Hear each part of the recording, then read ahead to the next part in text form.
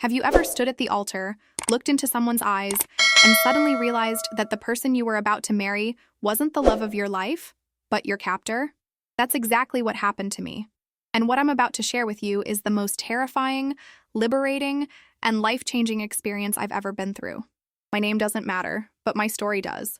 Because if you're watching this right now, there's a chance you might see yourself in my words, or maybe you know someone who needs to hear this. This isn't just another wedding horror story. This is about manipulation, control, psychological warfare, and ultimately about finding the courage to break free from someone who used what should have been the happiest day of my life as the ultimate tool to dominate every aspect of my existence. I want you to lean in close, because every word I'm about to say comes from a place of raw truth, from the deepest parts of my soul that I kept hidden for so long, afraid that if I spoke up, if I admitted what was really happening, the world would crumble around me. But you know what? The world did crumble. And from those ruins, I built something stronger, something that no one could ever take away from me again. So before we dive into this journey together, I need you to understand something crucial. This isn't about blaming anyone else for my choices, and it's not about playing the victim. This is about recognizing the insidious patterns of control that can wrap around your life so gradually, so carefully, that you don't even notice you're suffocating until you're gasping for your last breath of freedom. When I think back to that moment, standing there in my white dress, my hands trembling as I held that bouquet of roses that suddenly felt like they weighed 1,000 pounds, I remember the way my heart was pounding so hard I thought everyone in that church could hear it. I remember looking at his face, that smile that everyone else saw as loving and devoted, but that I had learned to recognize as something else entirely, something that sent chills down my spine even on that warm summer day. The guests were all there, rows and rows of people who thought they were witnessing a beautiful union, who had traveled from all over to celebrate what they believed was true love.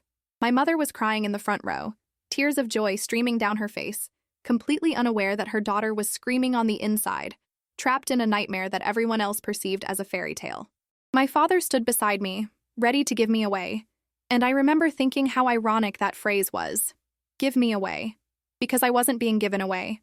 I was being transferred from one form of existence to another, from a woman with dreams and aspirations to a possession, a thing to be controlled and molded and manipulated. But I'm getting ahead of myself, and you need to understand how I got to that altar in the first place, because this story doesn't start with the wedding. It starts months, even years before, with small moments that seemed innocent, even caring at the time, but that I now recognize as the first threads in a web that would eventually trap me completely. Let me take you back to the beginning, to the day we first met, because that's where the foundation of everything was laid, even though I couldn't see it then. It was at a coffee shop downtown, one of those trendy places with exposed brick walls and baristas who took their craft way too seriously. I was there working on my laptop, trying to finish a project for work, completely absorbed in my own world when he walked up to my table. I'll never forget that first impression, because it was so carefully constructed, so perfectly executed, that it should have been my first warning sign. But instead, it made me feel special, chosen, like I was the only person in the room worth noticing.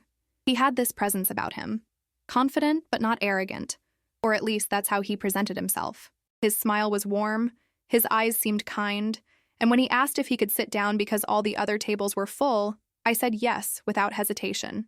We started talking, and within minutes, it felt like I had known him forever. He asked questions about my life, my work, my dreams, and he listened, really listened, or so I thought. He had this way of making me feel heard, validated, important. Every word I said seemed to fascinate him. Every story I told made him lean in closer, and by the time I packed up my laptop to leave, I had given him my number and agreed to meet him for dinner that weekend. Looking back now, I can see how calculated it all was. How he gathered information like a detective building a case, learning my vulnerabilities, my insecurities, my deepest desires, so he could use them against me later.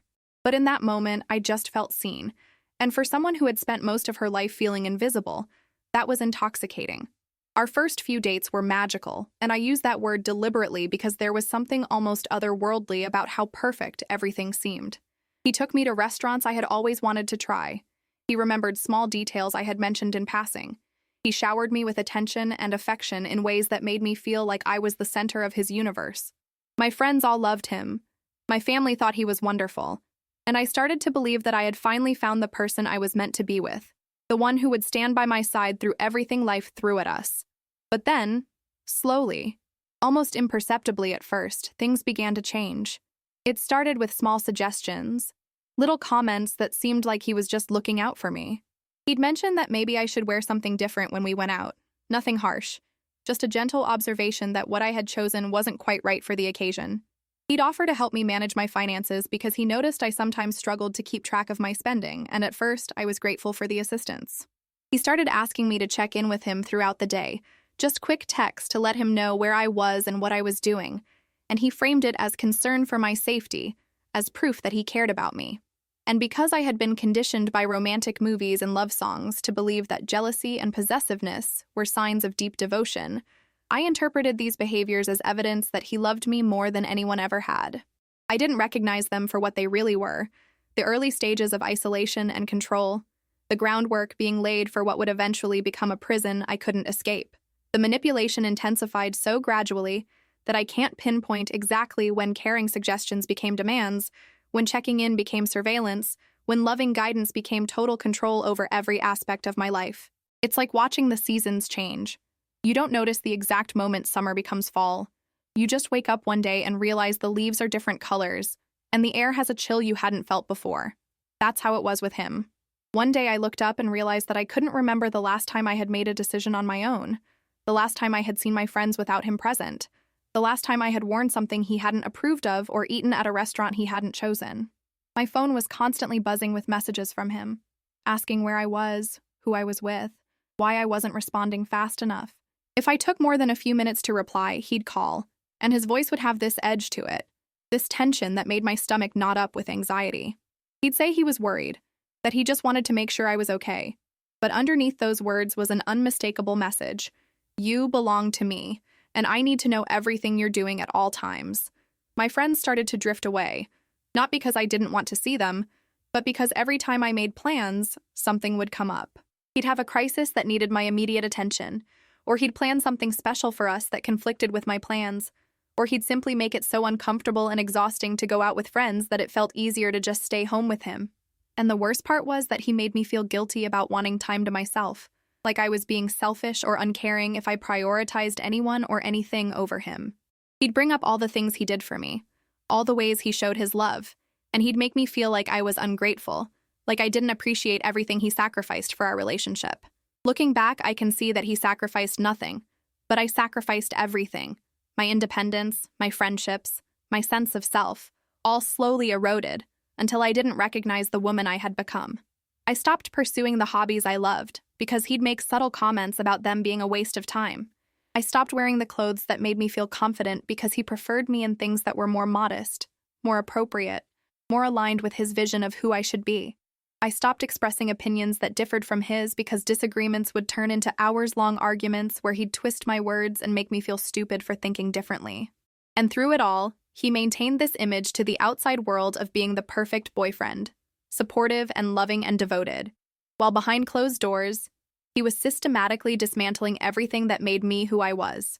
Then came the proposal, and with it, the wedding planning, which became the ultimate arena for his control to manifest in ways I couldn't have imagined.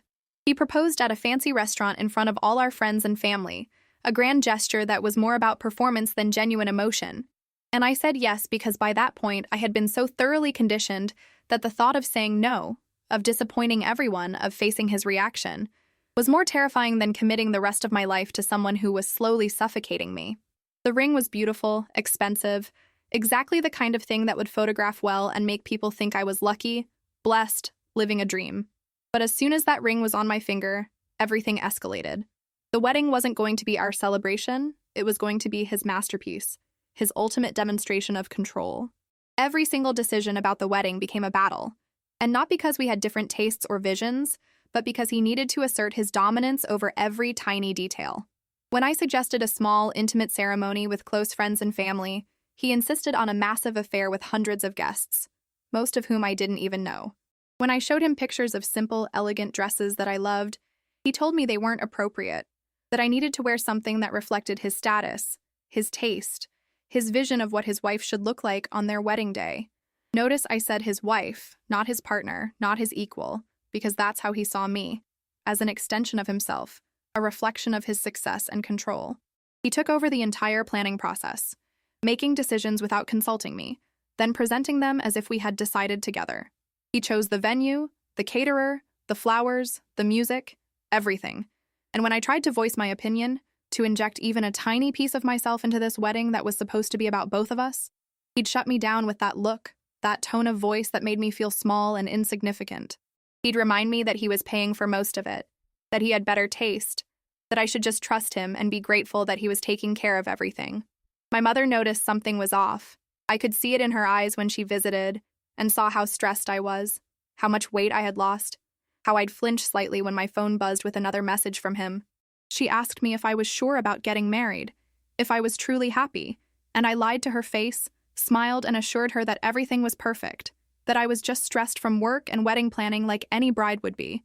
But inside, I was screaming, drowning, desperately searching for a life preserver that I couldn't quite reach. Have you ever felt trapped in a situation where you knew something was deeply wrong, but you couldn't find the words to explain it? Couldn't justify leaving because there was no single dramatic incident you could point to? Just 1,000 small cuts that bled you dry? Comment below if you've experienced this, because I want you to know you're not alone. The breaking point came 3 weeks before the wedding, during what should have been a routine dress fitting. I was standing in that bridal shop, surrounded by mirrors that reflected back an image I barely recognized, wearing a dress that he had chosen, that I hated, that made me feel like I was playing dress-up in someone else's life. The seamstress was pinning the hem, talking cheerfully about how beautiful I looked, how lucky I was, all the usual things people say to brides. And suddenly, I couldn't breathe. It wasn't a gradual sensation. It was instant and overwhelming, like someone had wrapped their hands around my throat and squeezed. My vision started to tunnel, my hands went numb, and I heard this voice in my head, clear as a bell, asking me a question I had been avoiding for months. Is this really what you want? And in that moment of absolute clarity, with my heart racing and my body physically rejecting the reality I was living in, I knew the answer was no. No, this wasn't what I wanted. No, this wasn't love. No, I couldn't go through with this wedding. The realization hit me like a freight train, knocking the wind out of me, because I suddenly understood that walking down that aisle meant surrendering the last remaining pieces of myself, giving up any hope of ever being free again. This wasn't pre-wedding jitters, this was my survival instinct finally breaking through all the conditioning and manipulation and telling me that if I didn't escape now, I might never get another chance. I looked at myself in those mirrors, really looked, and I saw someone who had been hollowed out, a shell wearing a costume, going through motions that meant nothing because the person making the choices wasn't me anymore. I saw years stretching out ahead of me, years of walking on eggshells, of monitoring every word I said and every move I made, of living in constant fear of his moods and his demands and his control. I saw myself getting smaller and smaller until I disappeared completely, and the thought terrified me more than anything I had ever experienced. The seamstress asked if I was okay, and I told her I needed a moment, stumbled into the dressing room, and sat down on the little bench in there, still wearing that dress, tears streaming down my face as I finally let myself acknowledge the truth I had been hiding from for so long. I was in an abusive relationship, and if I married him, it would only get worse. Planning my exit required more courage and strategic thinking than anything I had ever done in my life, because I knew that leaving wasn't going to be as simple as just walking away. He had entangled himself in every aspect of my existence, financially, socially, emotionally, and I needed to carefully untangle those threads without him noticing what I was doing until it was too late for him to stop me. The first thing I did was reach out to my best friend, the one who had been trying to express concern for months, but who I had pushed away because he made it too difficult to maintain friendships. I called her from a random cafe during my lunch break, using a burner phone I had bought with cash because I knew he checked my call logs and would demand to know who I was talking to and why. When she answered, I broke down, and everything came pouring out. All the things I had been holding inside, all the ways he controlled me, all the fear I had been living with. She didn't judge me, didn't ask why I hadn't said something sooner. She just listened and then told me she was going to help me get out, no matter what it took. Together, we started making a plan. I began secretly moving money into an account he didn't know about, small amounts that wouldn't be noticed, building up a safety net so I wouldn't be financially dependent on him. I contacted a lawyer to understand my rights, what I needed to do to protect myself legally, how to ensure he couldn't come after me financially once I left. I gathered all my important documents, passport, birth certificate, social security card, medical records, and gave them to my friend for safekeeping. I started documenting everything, keeping a journal of his controlling behaviors, taking screenshots of his messages, recording conversations when his tone became threatening or manipulative, because I knew that people like him don't just let go, and I might need evidence to protect myself later. Every night I'd lie next to him in bed, pretending everything was fine, while inside I was counting down the days until I could be free. It was exhausting, living this double life, constantly monitoring my words and actions to make sure I didn't give anything away. But I knew that if he suspected I was planning to leave, he'd find a way to stop me, to isolate me even further, to make escape impossible. I watched him make final wedding preparations, confirming guest lists and finalizing payments, and I felt nothing but relief that I wouldn't be there on that day, that I was going to save myself from a lifetime of misery. My friend helped me find a new apartment across town, somewhere he didn't know about, somewhere I could start fresh. We moved my belongings little by little, things he wouldn't notice missing, clothes and books and personal items that I'd say I was taking to my mom's house or donating or lending to a friend. I felt like a spy in my own life, operating undercover to escape from someone who had become my enemy, even though everyone else still saw him as my devoted fiancé. The confrontation happened exactly 1 week before the wedding, and I had planned it carefully, choosing a public place where he couldn't make a scene, where I'd have witnesses if things got ugly, where I could walk away if I needed to. I asked him to meet me at a coffee shop, ironically the same one where we had first met, and when he arrived, he had no idea what was coming. He sat down with that confident smile, started talking about some last-minute wedding detail, and I interrupted him.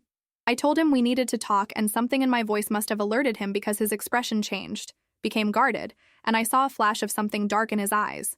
I didn't ease into it, didn't try to soften the blow. I just said it directly. I'm not going to marry you, I'm leaving. This relationship is over.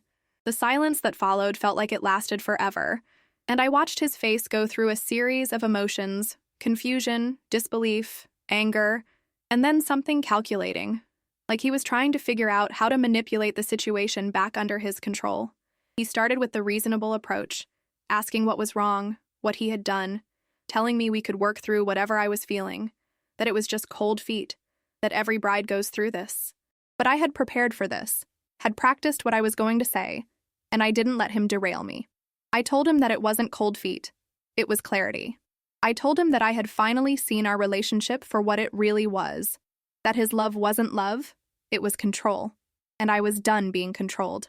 His reasonable facade cracked, and the anger came through.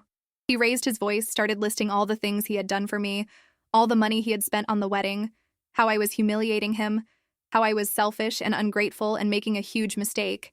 People in the coffee shop were starting to stare, and I felt my old instinct to back down, to smooth things over, to make him happy so the anger would stop.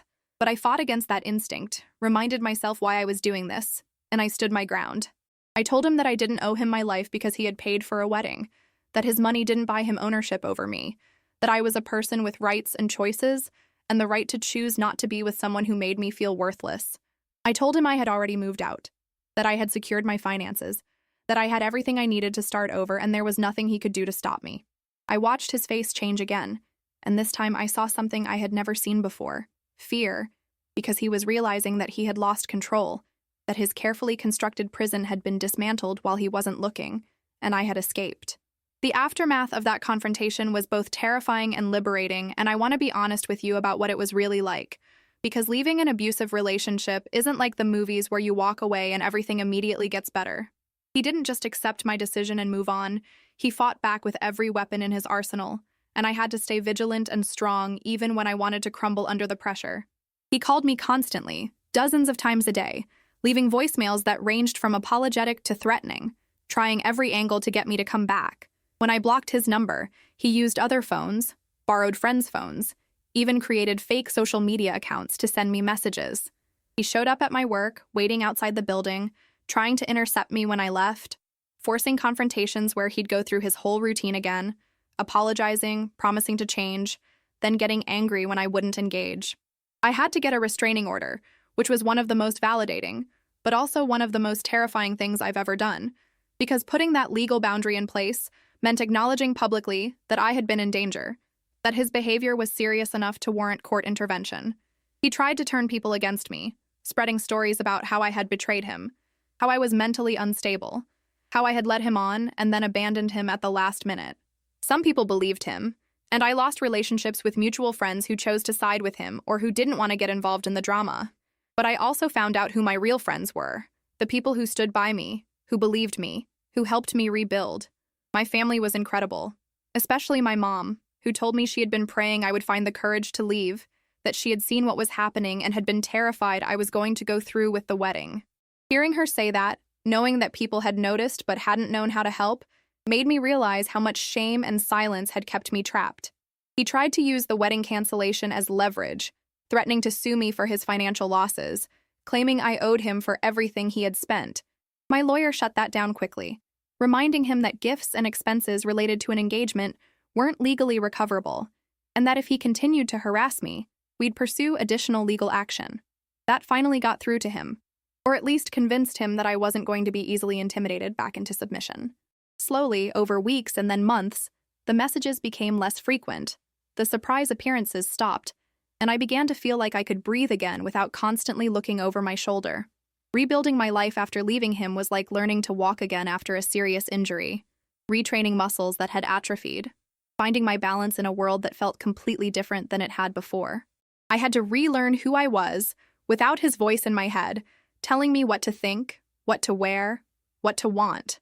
I had to reconnect with parts of myself that I had suppressed for so long that I wasn't even sure they still existed. I started small, with things that seemed insignificant but that represented freedom to me. I bought clothes in colors and styles he had hated, and I wore them proudly, reveling in the simple act of choosing my own outfit without worrying about his reaction. I went out with friends whenever I wanted, stayed out as late as I wanted, and didn't have to answer to anyone about where I was or who I was with. I picked up hobbies I had abandoned, started painting again, something I had loved as a teenager but had stopped doing because he said it was impractical. I traveled alone for the first time in years, took a solo trip to a beach town I had always wanted to visit, and I sat on that beach watching the sunset, feeling more at peace than I had felt in longer than I could remember. I started therapy, which was crucial for helping me understand the patterns I had fallen into, the ways I had been manipulated, and how to recognize red flags in future relationships so I wouldn't repeat the same mistakes. My therapist helped me see that what had happened wasn't my fault, that abusers are skilled at finding and exploiting vulnerabilities, that the shame I felt about staying as long as I did was misplaced. She taught me about trauma bonding, about how intermittent reinforcement, the pattern of kindness followed by cruelty, followed by kindness again, creates one of the strongest psychological bonds humans can experience. Understanding the psychology behind what had happened to me was empowering, because it meant I could recognize those patterns and protect myself from them in the future. I also started speaking up about my experience, first with close friends and family, then more publicly, sharing my story because I realized that silence was what abusers relied on. The more I talked about what I had been through, the more women reached out to me with their own stories, and I realized how common this kind of psychological abuse is. How many people are trapped in relationships where there's no physical violence, but where their spirit is being systematically destroyed. I joined support groups, connected with other survivors, and found strength in community that I never could have found alone. And slowly, day by day, I started to feel like myself again, like the person I had been before I met him, but stronger, wiser, more aware of my own worth, and unwilling to ever let anyone diminish it again. Now, as I sit here sharing this story with you, I want you to understand something crucial about why I'm telling you all of this. This isn't just about my experience, it's about the epidemic of controlling, manipulative relationships that so many people find themselves trapped in, unable to see the bars of their cage because they've been told it's a loving embrace.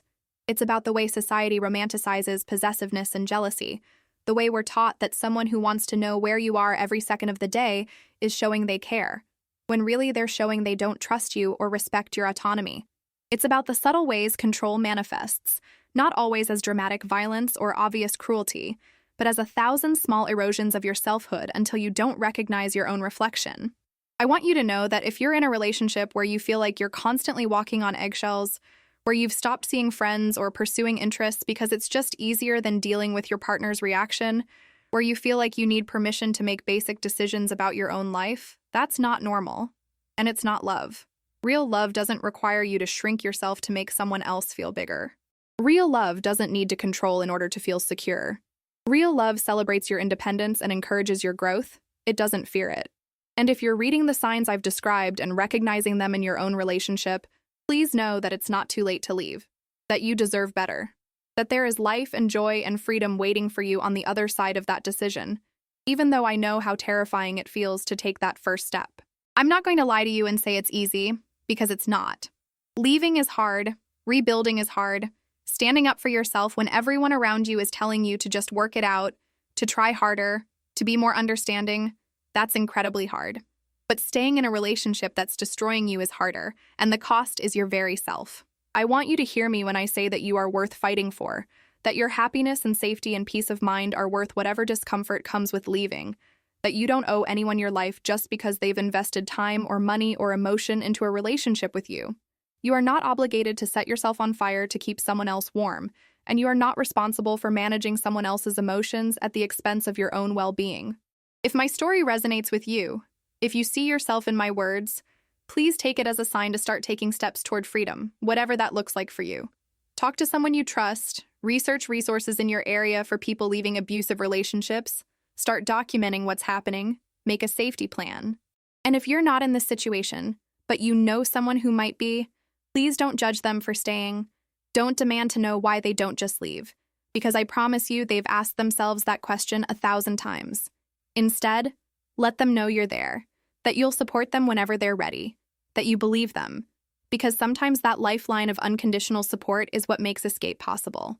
Looking back now, I can see that the experience, as painful as it was, taught me things about myself that I never would have learned otherwise. It taught me that I'm stronger than I ever imagined, that I can survive things I thought would destroy me, that I have a core of resilience that can't be broken no matter how much pressure is applied to it. It taught me to trust my instincts, to listen to that voice inside that tells me when something is wrong, even when everyone else is telling me everything is fine. It taught me that my worth isn't determined by whether someone loves me or wants to be with me, that I am inherently valuable simply by existing, and that anyone who tries to convince me otherwise is lying. It taught me about the importance of boundaries, of saying no, of protecting my energy and my peace, of choosing myself even when it disappoints other people. And perhaps most importantly, it taught me about the power of vulnerability and community, about how sharing our stories and supporting each other through difficult times can create bonds stronger than any relationship built on control could ever be. I'm in a completely different place now, both literally and figuratively. I have a life I love, filled with people who respect me and lift me up, with work that fulfills me, with hobbies and interests that bring me joy. I've even started dating again, though I'm taking it slow, being intentional about the people I let into my life, watching carefully for those red flags I now know to recognize. And I can tell you with absolute certainty that I have never once regretted my decision to leave, even on the hardest days when I was scared and alone and wondering if I had made a mistake. Because even on my worst day of freedom, I'm better off than I was on my best day of captivity. And that's something I want you to remember if you're struggling with a similar decision. The temporary discomfort of leaving will pass, but the permanent prison of staying will only get more suffocating with time. You deserve a love that feels like freedom, not a cage. You deserve a partner who celebrates your strength, not someone who tries to diminish it to make themselves feel powerful. You deserve to wake up every morning feeling excited about your life, not anxious about what mood your partner will be in or what you might do wrong today that will trigger their anger or disappointment. You deserve all of that and more. And I hope my story has helped you see that it's possible to reclaim your life even when it feels impossible, to break free even when the chains feel unbreakable, to find yourself again even when you've been lost for so long you can't remember who you were before. So here's what I need from you right now, because your engagement with this content matters more than you might realize. First, I want you to comment below and share your thoughts. Have you ever been in a controlling relationship? Do you know someone who might be going through this right now? What resonated most with you in my story? Your comments create a community of support and understanding that can help others who are watching and feeling alone in their struggle. Second, if this story touched your heart, if it made you think or feel or realize something important, please hit that like button. It's not just about the algorithm, though. That does help more people find this video and potentially get the help they need. It's about showing solidarity, about saying, I see you, I hear you, I believe you to everyone who has gone through something similar. Third, I need you to understand how important it is to truly comprehend this content. Not just watch it passively, but really absorb the lessons here, because recognizing the signs of a controlling relationship could save your life or someone you love. This isn't entertainment, it's education, and it could be the difference between staying trapped and finding freedom. Fourth, please subscribe to I Live to Tell, because we share real stories from real people who have survived difficult, often dangerous situations and live to share their experiences and insights. These stories matter. They create awareness, they build empathy, they save lives. And finally, make sure you activate that notification bell so you don't miss future videos, because you never know when a story might be exactly what you or someone you know needs to hear at exactly the right moment. Before I go, I want to leave you with one final thought. Your story isn't over yet. No matter what you're going through right now, no matter how trapped you feel, no matter how impossible change seems, you have the power to write a new chapter, to be the hero of your own narrative, to take back control from anyone who has stolen it from you. It won't be easy and it won't be quick, but it will be worth it. I promise you that. Thank you for watching, thank you for listening, and thank you for being part of this community of survivors and supporters. You are not alone, you are not crazy, and you are not trapped forever, no matter how much it feels that way right now. Until next time, remember that your freedom is worth fighting for, and I believe in your strength to claim it.